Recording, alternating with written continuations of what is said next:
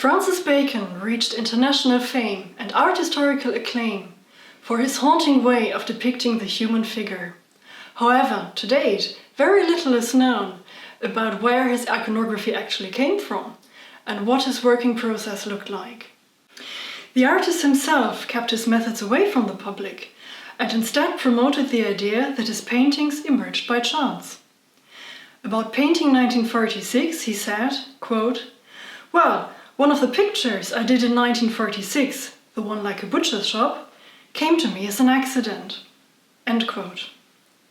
It was only after Bacon's death in 1992 that the contents of his last studio at 7 Rees Mews in London became accessible for research. After their removal to Dublin City Gallery the Hugh Lane in 1998, researchers began to draw important clues from the tattered books, crumpled magazines, torn pages, newspaper cuttings and paint-spattered photographs and their often pitiful physical state. It was known since the late 1940s that Bacon drew on photographic source material, but the amount of new direct image links that recent research brought to light was still surprising. Pictorial similarity is here defined by matching outlines of bodies and spaces, but also matching dimensions and proportions of limbs and perspective lines, and a similar positioning on the picture plane. Taking the material from Rees Mews as a starting point, 369 out of 584 paintings included in the 2016 catalogue Raisonné, and an additional 5 lost and destroyed ones were related to one, but often to more, pre-existing images. Those links were found in all decades of Bacon's career, in all genres, for all types of subjects, and for all formal elements. The fact that such a large, and over the course of Bacon's career, consistent number of works was informed by photographic source material indicates that the same probably applies to his entire oeuvre. Quantitative dynamics within the studio are difficult to assess. The space was cleared out regularly, and the artist let some of the material deteriorate beyond the point of no recovery. It seems, however, that some thematic peaks ran parallel to the increased occurrence of some subjects on the canvas.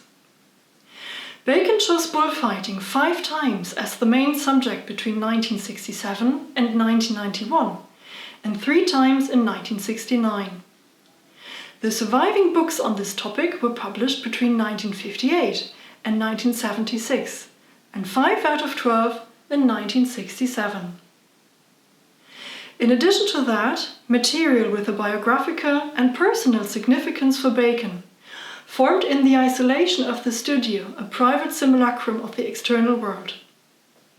Instead of working from nature, the artist collected and painted from numerous photographs of his friends and lovers, books about London, the city he lived in, and big game, which he must have seen in the flesh on his journeys to South Africa. John Rothenstein aptly remarked, "Bacon's direct observation of nature, then, is casual. It is the photograph that serves as the window through which he looks at the world." Accidental alterations of the material caused by decay and exposure to the working process, such as abrasion and paint spatters, and targeted manipulations such as folds, allowed Bacon to grasp the figure and practice its metamorphosis. Those alterations often directly determined the appearance of the subject on the canvas, which confirms Martin Harrison's assumption that the altered items functioned as unconventional equivalents for traditional preliminary studies. These anti-naturalistic changes can be interpreted as shifting the weight of the image away from the hyperreal starting point, which is the photograph, towards abstraction in the tightrope walk between figuration and abstraction Bacon pursued for his art, but also as a manifestation of his wish to lead the painted image, quote, "very much further away from the photograph." End quote. Usually there is more than one source per painting, or even per subject. Those are layered and merged, or combined in a collage-like manner. Bacon's claim that, quote, "Muybridge and Michelangelo are mixed up in my mind together," end quote, may sometimes be understood literally. In addition to at least 2 pictures of the boxer Ivan Doral, the male nude in Study for the Human Body from 1991 is constructed from a drawing of a leg from Bridgman's Complete Guide to Drawing from Life. Often, as it is the case with Turning Figure from 1963, figure and background stem from different sources. Prominent effects on the canvas are thus anticipated in the construction process, such as the, in Bacon literature, often discussed formal and material isolation of the figure. Further, the emphasis of the formal adaptation lies on the outlines of the body or a spatial setting. A figure's insides, however, are determined by the painting material and its handling. Oil paint is traditionally interpreted as a visceral, organic embodiment of life. As such, its character traits as a medium are the polar opposite of the indexical, but somewhat flat, dry and odorless photograph. The gesture, expressive paint application determined by provoked chance, forms a clear break with the source picture. In the interplay of subject, material and its treatment, the photographic reference loses its significance. The narrative of a pictorial springboard was usually ignored too. The full caption to this image, featuring 2 children from present-day Vietnam, published in Peoples of All Nations in 1922 to 1924, is, quote, "Young chum dandies wear almost the same clothes as their sisters, with armlets and necklets for decoration. The umbrella is sheer vanity," end quote. This alleged play with gender attributes may have attracted Bacon, but none of it fed into Triptych 1974 to 77, which owes the exact shape of the umbrella to the picture. It is not a painting about colonialism, Southeast Asia, or clothing-related gender issues either. Similar dynamics apply to the identity of the person shown in a pictorial reference, which does not always have to be congruous with the person depicted in the related painting. Instead, Bacon used alien sources in his portraits to come closer to his perception of a sitter and his idea of identity as a fluid, ephemeral concept. The meaning of such combinations often eludes us, and it is open to interpretation why Bacon based a self-portrait on the graphic photograph of a heavily wounded soldier from World War I that he had found in the book 1418. The same can be observed in the adoption of colors, which on the canvas are often not restricted to the subject they are connected to in the source picture.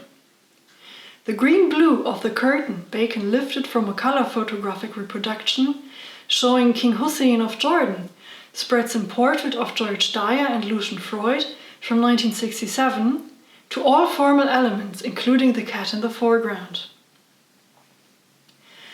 In conclusion, the fragmentary, highly transformative and alienating adaptation process can be interpreted as a deliberately used stylistic means, which supports Bacon's unique approach to figuration and creates a special relationship to his subject and reality.